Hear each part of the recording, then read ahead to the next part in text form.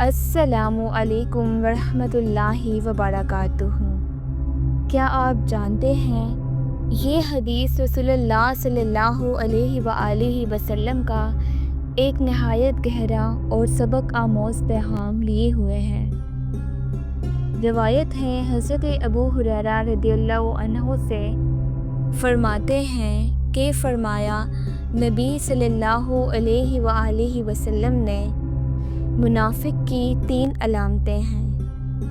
مسلم نے یہ زیادتی بھی بیان کی کہ اگر یہ روزہ رکھے، نماز پڑھے، اپنے آپ کو مسلمان سمجھے، پھر مسلم و بخاری متفق ہو گئے کہ جب بات کرے تو جھوٹ بولے، وعدہ کرے تو خلاف کرے، امانت دی جائے تو خیانت کرے۔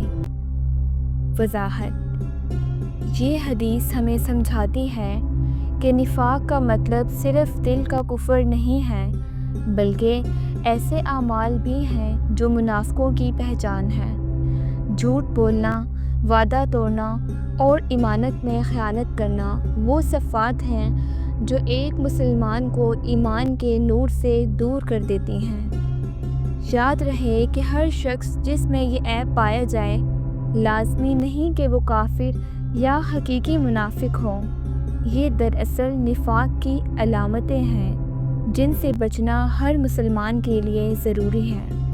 جیسے کوے کی پہچان اس کی سیاہی ہے، لیکن ہر کالی چیز کوا نہیں ہوتی، اسی طرح یہ برائیاں اگر کسی میں آ جائیں تو وہ کفر نہیں بلکہ نفاق کی روش پر چلنے لگتا ہے۔ اس لیے ایک مومن کو ان عادات سے سختی کے ساتھ بچنا چاہیے۔ اے اللہ، ہمیں جھوٹ، وعدہ خلافی اور خیانت سے ہمیشہ محفوظ فرما، اور ہمارے دلوں کو خالص ایمان اور سچائی سے منور فرما۔ آمین۔